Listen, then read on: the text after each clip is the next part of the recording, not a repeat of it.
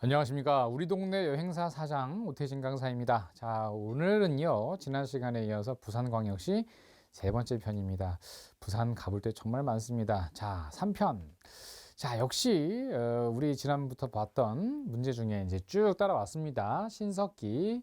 그 다음, 정발의 충절을 보여준 전공단을 이어 오늘은 그 세 번째, 안희재 선생과 백산상회를 한번 가보도록 하겠습니다. 이곳은 과연 무엇인가? 자, 위치는요, 백산 기념관이라고 있어요. 역시 다 이 근처에 밀집되어 있습니다. 우리 그 신석기 시대의 동삼동, 그리고 부산진성이 있었던 곳, 그쵸? 부산진성, 그 다음에 백산 기념관이 이곳에 있는데, 백산 기념관은 현재 이렇게 되어 있어요. 아마 백산이라는 것은 아마 안희재 선생을 타는 말일 텐데, 그 입구가 이렇게 생겼죠. 그래서 백산, 아마 그 산의 모양을 형상화했기 때문에 이렇게 디자인을 하지 않았나 싶습니다. 이게 바로 백산 선생을 위한 기념관이에요. 현재 모습이고 이분입니다. 그래서 이분이 백산 안희재 선생이시다. 그래서 백산 안희재, 공은 전자자료실에 있었던 그 백산 선생의 얼굴이시고요. 그 제 뒤로 보이는 이 사진은 의령에 있는 백산 선생의 태어나신 곳입니다. 그래서 지금도 잘 관리가 되어 있는 편이에요. 다 예전에 이런 한옥에서 태어나셨겠죠. 여기 보시면 백산이라고 하는 말이 이렇게 살짝 보입니다. 그래서 이곳에서 태어나신 백산 선생에 대한 소개입니다. 85년생이셨네요. 물론 1885년생이십니다.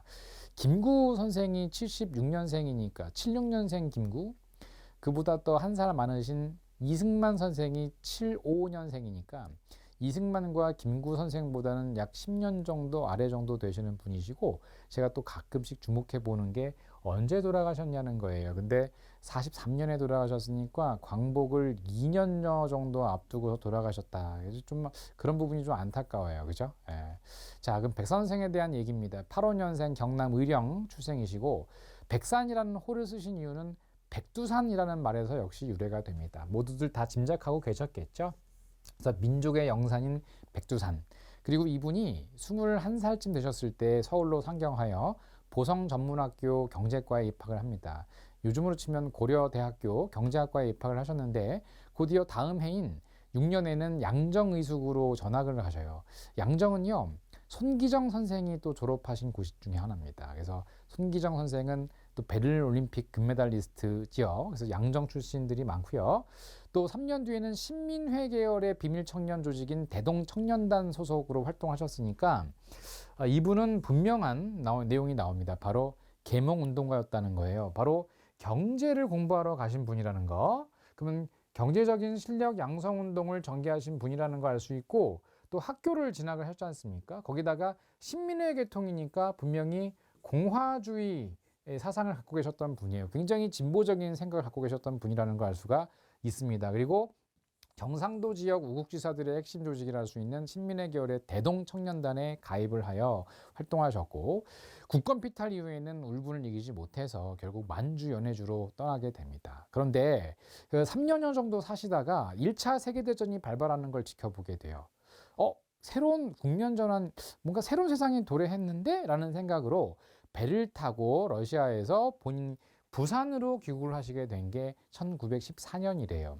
그래서 백산상회라는 걸 건립하였는데, 백산이라는 건 본인의 호를 땄고 상회라는 건 회사를 차렸다는 것이죠. 상회하면 요즘으로 치면 뭐 구멍가게 같이 생각이 드시지만, 그래요. 규모는 그럴 수 있으나 회사를 차렸다고 보시면 좋겠습니다. 아마 이런 경제과에 입학을 하신 것과 관련되어 있지 않느냐라는 생각을 해봅니다. 1919년 백산무역 주식회사로 이렇게 발전을 하게 되는데, 자본금이 무려 100만 원으로 늘어나게 됩니다. 어떻게 100만 원이 되었을까? 이런 거는 이제 나중에 좀 살펴보겠고요. 내용을 보니까 100만 원이 어느 정도냐면요. 1907년, 그러니까 즉 19년보다 12년 전이죠. 12년 전 국채보상운동이 일어났을 때 국채가 1,300만 원입니다. 그럼 1,300만 원이 나라의 빚이었기 때문에 이걸 갚으려고 전국적인 모금운동이 일어났는데, 그때 한 600만 원 정도 모았다고 해요. 그럼 자본금 100만 원, 결코 작은 액수가 아닙니다. 그럼 이 100만 원을 도대체 어떻게 모았느냐 했더니 분명히 백산무역 주식회사 했고 100만 원이 돼 있어요. 주목되는 건 주식회사를 표방했다는 거예요. 주식회사는 투자자들을 모아서 투자를 받았다는 것이거든요. 그럼 백산을 뭘 믿고 투자했을까? 바로 이 투자자들이 또 중요한 것입니다. 일단 백산상회가 뭐 하는 곳인지를 알아볼게요. 쌀 팔고 곡식 팔고요. 해산물 팔고 옷감 파는 곳이에요. 그러니까 당시 의식주를 해결하는 곳이다. 주는 아니지만 의식, 옷 팔고 먹을 것 팔던 곳입니다. 그러니까 즉 마트 같은 거였죠. 거기에 옷 파는 곳이었기 때문에 의복 판매점의 성격을 띠고 있었는데 이 겉으로는 분명히 그렇게 보였지만 실제로는 독립운동을 연락하기 위한 비밀 장소였고 또 연락기관의 성격을 띠고 있었으며 이렇게 해서 확보한 그 자금을 바로 임시정부로 직접 보내던 임정의 자금줄이었다고 볼 수 있습니다. 아주 중요한 곳이죠. 세 번째는 위치는 부산부 본정 3정목이라고 되어 있는데 이게 이제 일제시대 지명이기 때문에 어딘지 잘 모르실 거예요. 그래서 실제 백산상회가 있는 곳은 지금의 백산기념관과는 그렇게 멀지는 않습니다. 하지만 그 자리는 아니라는 거예요. 이 회사는 점점 커져서 서울에도 지점을 두고 심지어 그 원산이나 대구 같은 인천 이런 지역에도 지점을 두었다는 말이 있습니다. 경영진은 최준이라는 분이 사장님이셨는데 이분이 돈이 제일 많으셨던 분이에요. 여러분들 경주 최부자라는 말 혹시 들어보셨나요? 그게 바로 최준 선생입니다. 그래서 경주 지역의 최부자 하면은 아주 그 성공하신 분 중에 하나로서 인심이 후하셨던 분으로 알려져 있고 이분이 백산상회 사장으로서 가장 많은 자본금을 출자하신 분이에요. 또 전무는 윤현태, 이사는 안희재인데 이분들은 모두 영남 지역에서 활동했던 독립운동가이자 실업가이자 교육자들입니다. 또 자산가들이기도 했고요. 바로 조금 있는 집안, 또 배운 집안 분들이 만든 회사가 바로 백산상회였다는 걸 알 수가 있습니다. 백산상회 부산부 삼정목이라는 지역이 바로 이 지역이에요. 용두산 국립공원에서 동쪽에 있는 곳인데 지금은 개인 그 주택으로 넘어가 있는 상황입니다. 지금은 프라임 원룸, 그러니까 그 원룸형 그 생활주택 있죠, 오피스텔 같은 그런 걸로 이제 바뀌어 있어요. 위치는 바로 요 프라임 원룸입니다. 부산광역시 중구 동강동 3가입니다. 그래서 대부분 다 이 근처예요. 이 부산이라는 데가 동네에 여행할 때가. 그래서 그 사진 자료를 보시면 이제 이런 정도로 보입니다. 그래서 프라임 원룸. 개인 관련되어 있는 건 다 지웠고 요 골목에 있는 이 원룸 주택이 바로 백산상회가 실제로 자리하였던 지역이었다고 합니다. 자, 그러면 이 상회, 백산상회라고 하는 것은 도대체 어떤 것이었느냐? 그럼 이거 하나만 있었느냐? 아니다.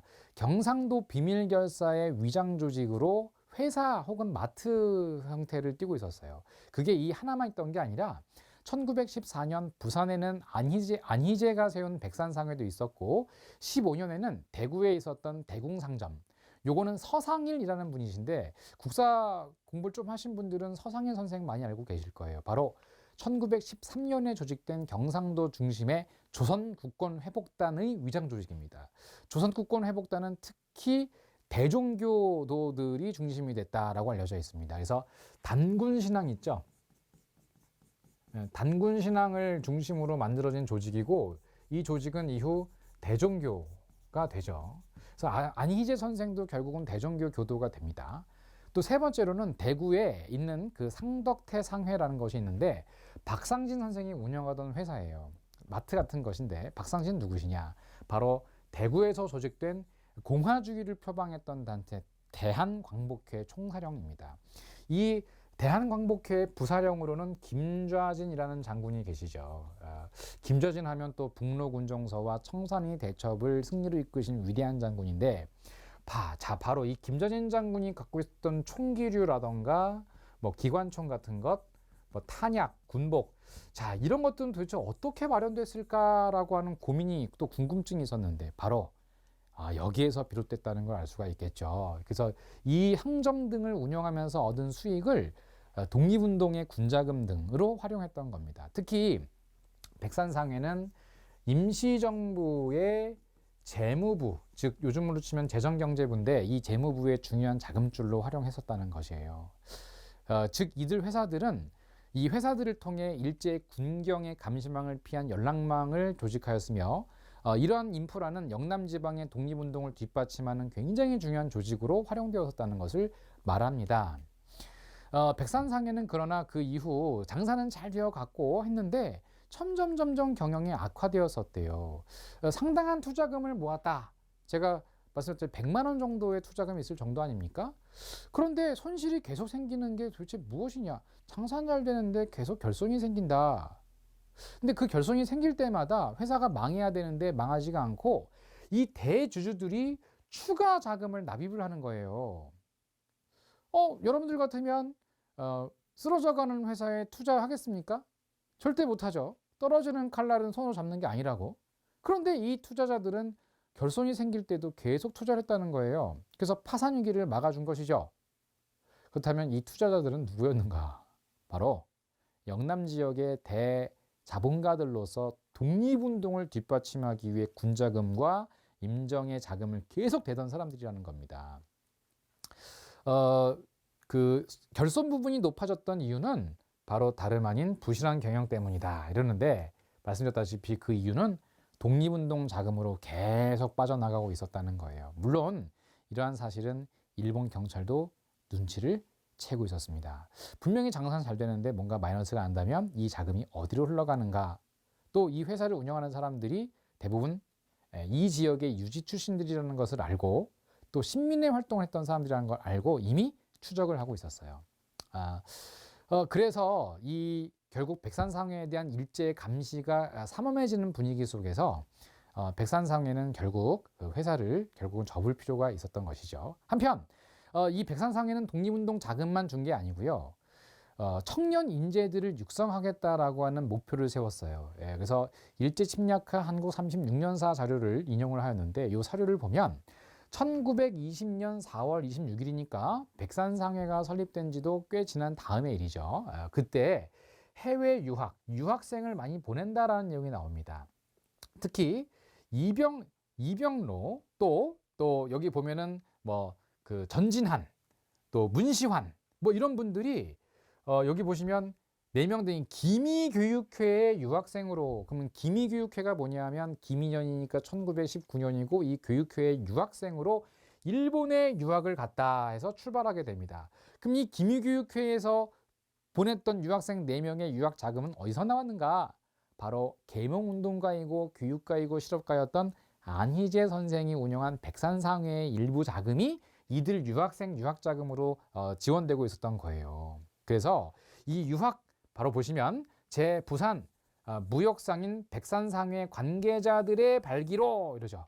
그럼 백산상회는 이익을 남긴 이후에 그 이익금으로 혹은 자본금으로 유학생들의 유학비까지 대주고 있었던 것입니다. 그래서 이 기미유경회란 3.1운동 직후에 청년 인재들을 육성하겠다는 뜻으로 기민년에 만든 어떤 유학생 후원 모임 중에 하나이고요.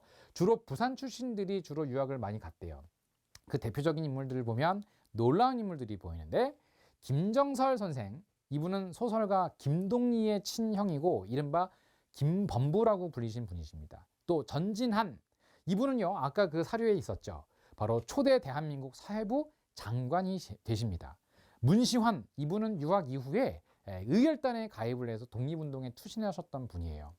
또 한편 본인 고향 출신인 의령 출신들 가운데에는 이극로와 안호상 등이 있는데, 특히 이 이극로와 안호상이라는 이 분들도 대한민국에서 큰 역할을 하셨던 분들이에요. 뭐 안호상 선생은 우리나라 교육부, 문교부의 장관을 역임하신 분이시기도 하고, 그래서 독일로 건너가서 베를린 대학과 예나 대학에 유학을 가시고 돌아오셔서 대한민국에서 큰 일을 하신 분들입니다.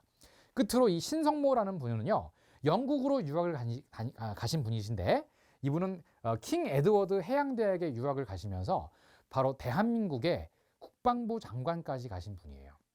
그래서 6.25 전쟁 당시 신성모 국방장관이었을 때의 일입니다. 물론 이때 그 국방장관으로서 역할을 충실히 못했다라는 비판도 있었습니다. 그때 나왔던 유명한 말이 영국 신사는 일요일날 전화를 받지 않습니다였어요. 안타깝게도 영국에 너무 문화의 영향을 많이 받아서 일요일 아침에 급한 전화 6.25가 터졌습니다 이걸 안 받았다는 거예요. 이런 부분 때문에 좀 비판을 받기도 하셨지만, 어쨌건 이 기미년에 만들어진 이 교육 사업의 하나로서 뭐 이극로, 안호상, 또 신성모 장관 이런 분들이 모두 대한민국에서 장관 역할을 하셨다는 것은 이 백산상회의 역할이 단지 임정 자금을 댄다던가 하는 것에 지나지 않고 바로 대한민국 정부 수립대에 있어서 중요한 역할을 하신 분들이 모두 이분들 이 백산상회의 자금을 받으며 유학을 하셨다는데 큰 의미가 있습니다. 그런데 이 안희제 선생이 백산상회를 운영을 하다가 다만 19년 조선국권회복단이 일본 당국에 발각이 되면서 이와 연루되어서 결국 안희제 선생이 체포되고 그 일제 경찰들이 백산에 있어서의 자금에 있어서의 이동을 추적하는 과정에 결국 경영난이 지속되어 28년에 결국 회사는 문을 닫았다고 합니다. 회사를 이렇게 접으신 안희제 선생은 석방 이후에 바로 만주로 다시 망명을 하시고 대종교로 입교를 해요. 왜냐하면 조선국권회복단 단원들 서상일 선생이라든지 뭐 대한광복회 박상진 선생이라든지 김전인 선생들이 모두 대종교 출신들이 많으시죠. 결국 안희제 선생도 대종교에 입교를 하시면서 그곳에서 발해 학교라던가 또 독립운동 기지를 건설을 하면서 복국투쟁을 준비하고 계셨었어요. 그런데 그만 1942년 조선어 학회 사건이 발발하면서 이 관련자들이 체포가 됩니다. 종교인이자 국어학자였던 이극노 선생, 그 안희제 선생과 동향이시죠. 의령 출신. 그래서 이 이극노가 독일로 유학을 베를린 대학을 다녀오신 분 아닙니까? 근데 이분이 조선어 학회 사건으로 조사를 받는 과정에서 그 이극노를 유학을 보냈던 안희제 선생, 더군다나 같은 의령 출신이다 보니까 역시 체포가 되었던 거예요. 그래서 이 과정에서 25명이 검거를 당했는데 그중에 10명이 고문을 받다가 돌아가시게 됩니다. 안희제 선생도 이때 고문의 후유증으로 병보석으로 풀려났지만 결국 43년 8월 영재병원에서 일어나지 못하시고 결국 돌아가시게 됐던 거예요. 그래서 이 대종교라고 하는 종교로 결집되어 있었으며 영남 지역이라는 지역적 어떤 그 기반 그리고 실업가, 경제인이라고 하는 어떤 목표, 그래서 자금의 중요성을 누구보다도 중시하였던 안희제 선생은 이런 유학생 파견이라던가 임정활동을 재무적으로 지원을 하시는데 넘어 이 대종교도에 가입을 하시고 만주 지역에서 후학들을 기르다가 그만 조선어 학회 사건에 연루되어서 체포, 고문으로 순국하시게 됐던 것입니다. 자, 이 안희제 선생 백산상회 바로 한국 대한민국 임시정부의 결성뿐만이 아니라 대한민국 정부 수립에 있어서도 중요한 역할을 하신 그런 인재들을 길러내는 데 중요한 역할을 하신 안희제 선생 백산상회 편이었습니다. 고맙습니다.